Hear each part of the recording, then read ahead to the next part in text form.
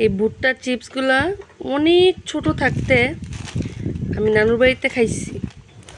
এইসব মশলাগুলো রোদে দিয়ে রাখলে অনেক দিন ভালো থাকে।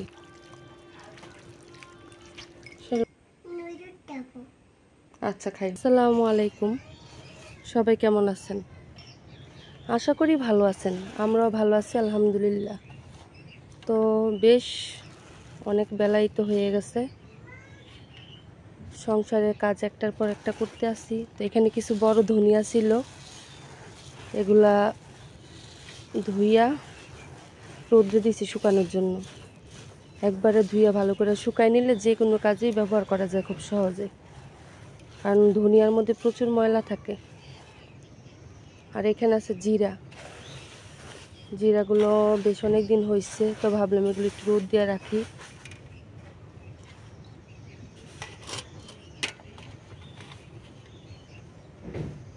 আর এখানে কিছু দারচিনিগুলোও রোদে দিলাম। এইসব মশলাগুলো রোদে দিয়ে রাখলে অনেক দিন ভালো থাকে। একটু রোদে দিয়ে রাখলে বেশ অনেক দিন ব্যবহার করা যায়। মশলাগুলোর গ্রান স্বাদ সবই ঠিক থাকে। তো সবগুলো মশলাই রোদে দিলাম।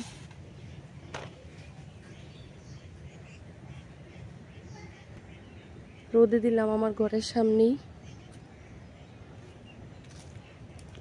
এদিকে একটু রোদ আসে এখন।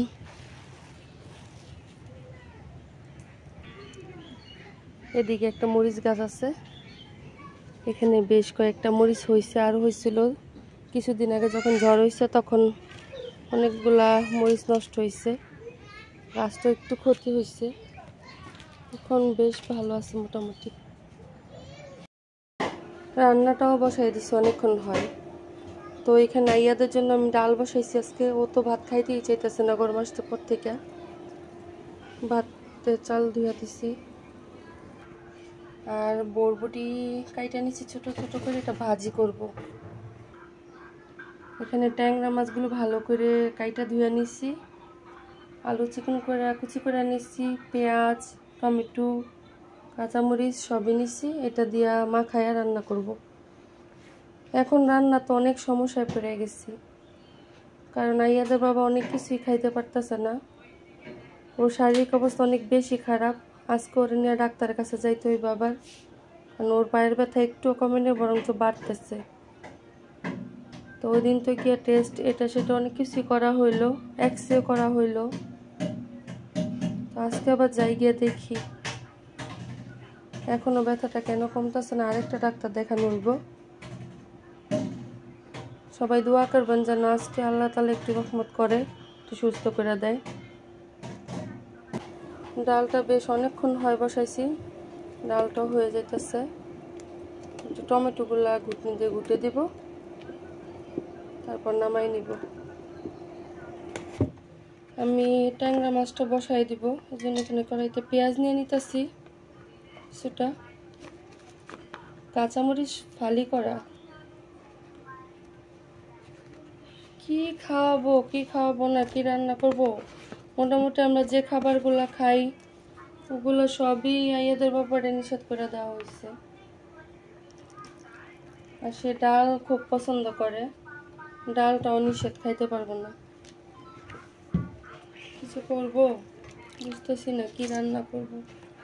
তাড়াতাড়ি রান্না শেষ করে যাইতে হইব ডাক্তার দেখানোর জন্য। আবার আইয়াদের এখনো গোসল টোসল কিছু করায় নেই, রান্নাটাই আগে বসাই দিছি।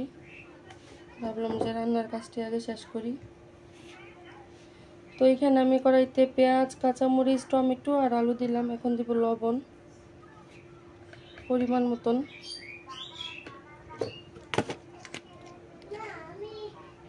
হলুদ গুঁড়া। এগুলো বলে না বাবা, বাবা গো, তোমার বাবার অসুখ করছে। মরিচের গুঁড়া,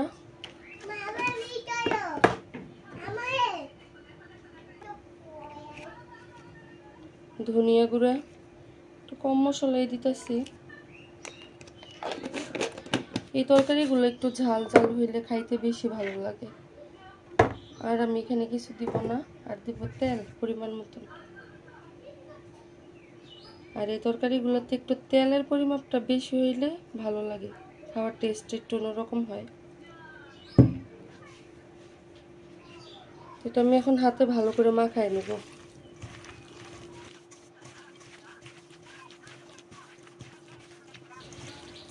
মাছগুলো নিয়ে আসছি আজকে কয়েকদিন হয়, কাইটা রাখছি কিন্তু রান্না করিনি, আজকে নিচ্ছি এভাবে রান্না করার জন্য।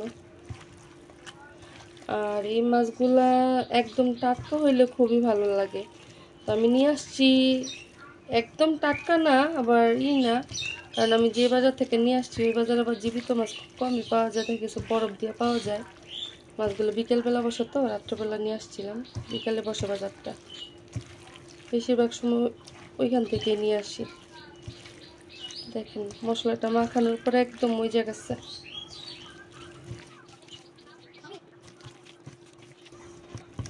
তো এই মশলাগুলো মাখানো হয়েছে, এখন আমি মাছগুলো দিয়ে দিব।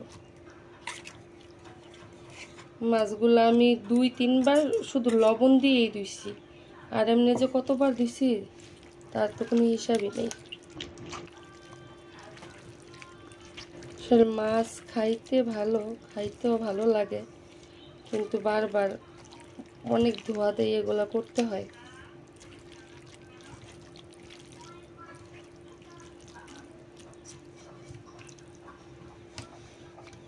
ঠিক তোমার তরকারিটা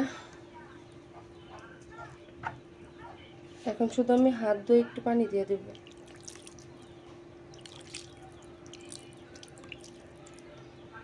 তো চটচড়ি টাইপ হইব।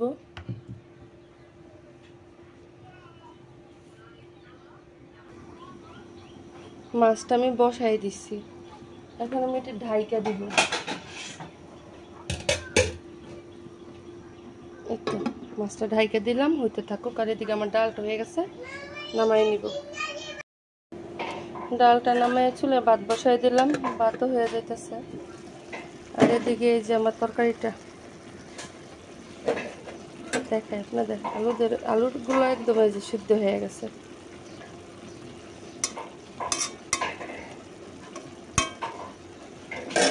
একটু ভিজে ভিজে রাখবো। এখন আমি এখানে কিছু লেবু পাতা দিয়ে দিব।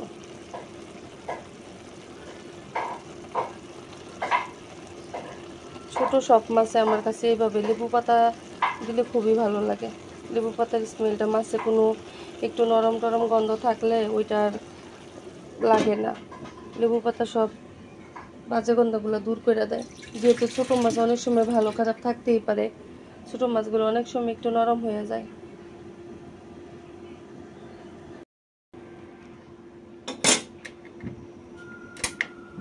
তরকারিটা রান্না হয়ে গেছে, আমি চুলাটা অফ করে দিছি।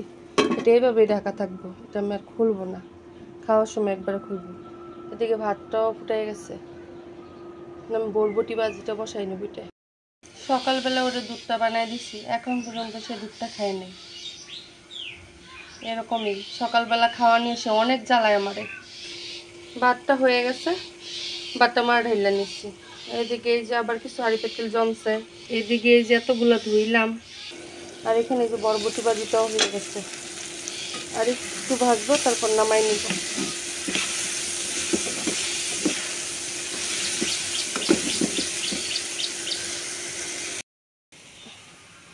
রান্নার ফাঁকে দিয়ে ঘরগুলো পরিষ্কার করে নিলাম।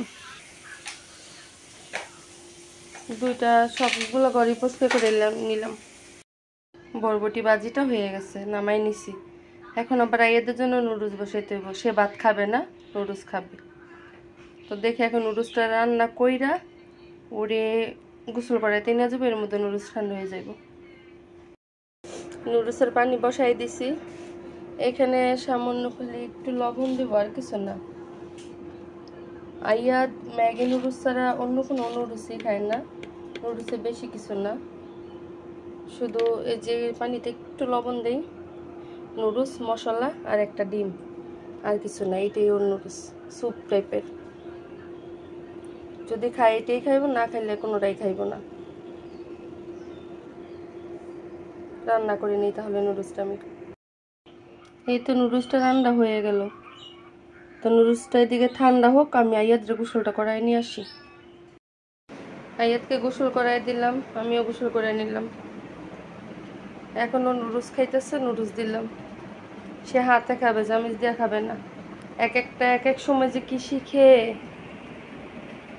আস্তে আস্তে খাইতেছে। দেখি কতটুকু খায়, দিলাম। আয়াদের বাবা এখন আসে নাই।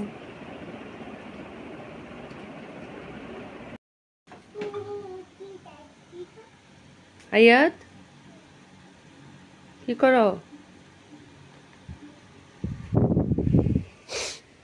ঘুম থেকে উঠছে সেই মাগরিবের আগে। তোরে জুস বানাই দিছি এখন খাওয়ার জন্য। ওঠার পরে একটু নুডলস দিছি, ওইটাই খাইছে। দুপুরে পুরোটা নুডলস খাইনি, একটু খাইছে। এখন জুস খাইতেছে।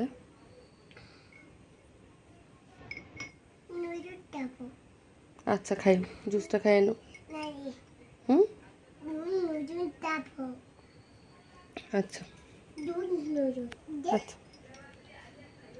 এই ভুট্টার চিপসগুলা অনেক ছোট থাকতে আমি নানুর বাড়িতে খাইছি। হঠাৎ আইয়াদের জন্য আমি একটা দোকান থেকে মজা নিয়ে আসি, পাইকারি বড় একটা দোকান। তো হঠাৎ ওইখানে গেলাম, যার পর দেখি চিপসগুলা দেখা ছোটোবেলায় সেই স্মৃতির কথা মনে পড়লো, নিয়ে আসলাম। তো আসলে একটু মিষ্টি মিষ্টি, এখন আর এত মিষ্টি মিষ্টি খাইতে পারি না, হয়তো ছোটোবেলা খুবই ভালো লাগতো। তো এখানে এটা খাবে আইয়াত, আমি আইয়াদের জন্য নিছি। বেশ অনেকক্ষণ হয় মেশিনে সেলাই কাজ করতেছি। তাই এদের জন্য একটা বেক্সি বয়েলের ফতুয়া বানিয়ে নিলাম এই গরমে পরানোর জন্য। আরও কিছু কাজ করব। তো এখানে আমি আবার একটা আমার কামিজ বানিয়ে নিছি আমার জন্য। আইয়াদের আর আমার সেম কাপড়ই, এই কাপড়টা আইয়াদের ফুপি দিচ্ছে। আর একটা 3 পিস সেলাই করতেছি। এটা একটা প্লাজো কাটিং সালোয়ার বানাইতেছি, আর একটা সালোয়ার বানাইতেছি, এটাও প্লাজো কাটিং। গরমের জন্য ঢিলা ঢালা কাপড়টাই ভালো।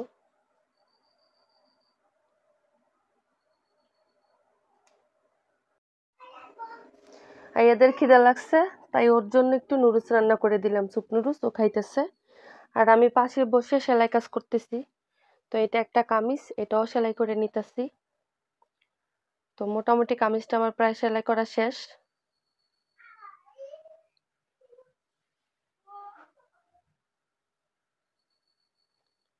এই কামিজটাও সেলাই করা হয়ে গেছে। তো আজকে মেশিনে বসে আইয়াদের জন্য এই নিমাটা বানাইলাম এই কাপড়ের। আমার জন্য একটা জামা, আর একটা সালোয়ার, একটা জামা, ওড়না, সালোয়ার আরও আছে, ওগুলো কালকে বানাবো। এই কাপড়গুলো আজকে বানিয়ে শেষ করলাম। সবাই ভালো থাকবেন, গল্পটা আমাদের পাশে থাকবেন। আসসালামু আলাইকুম, আল্লাহ হাফেজ।